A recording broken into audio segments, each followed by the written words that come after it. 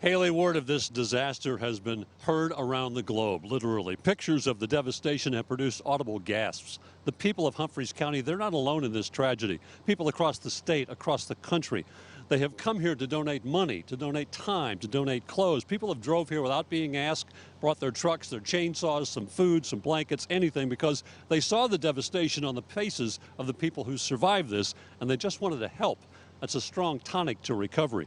Here are the latest information from the state on the statistics of this terrible disaster. Governor Bill Lee, he did fly over Waverly again today, touring it with the FEMA Assistant Administrator Deanne Criswell and Director Patrick Sheehan. President Biden again called the governor, offering any support from the federal government. There are sadly 20 confirmed fatalities from this devastation, but the good news tonight, there are no more missing people. Everyone has been accounted for.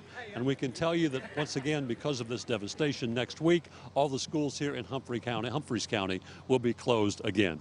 When the flood came, people found themselves trapped in just a matter of minutes. It was very, very fast. News 2's Andy Cordan spoke with two senior citizens who found themselves in dire straits until their hero arrived. So many stories here in Waverly, and one of the best ones I've found comes out of a tragedy, and it involves the Whitfields. This is video from Saturday morning as flood water is consuming Doug and Bonnie Whitfield's truck. How many minutes did you have left before you were going to be underwater? I have no idea. My fear was that the truck would start floating. The 71-year-olds are trapped in their pickup truck, along with their 3 little dogs.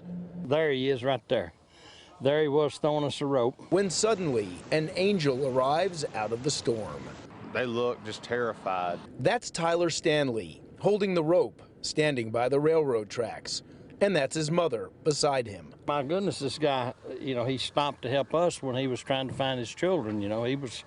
He was on a mission, a dire mission himself, Stanley comes upon the Whitfields by chance. He's rushing to check on his own daughter, but suddenly saving the Whitfields is his top priority.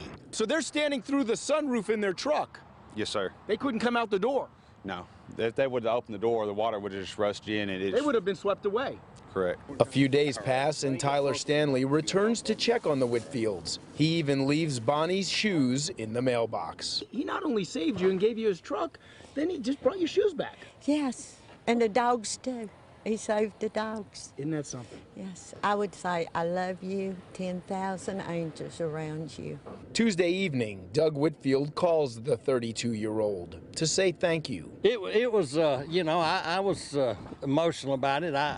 He's very kind-hearted and very heroic gentleman. The Whitfields have 17 grandchildren. Amazingly, nobody injured. They lost everything here. As you can see, it's all over the lawn, but they told me this can all be replaced. In Waverly, Andy Cordan, News 2.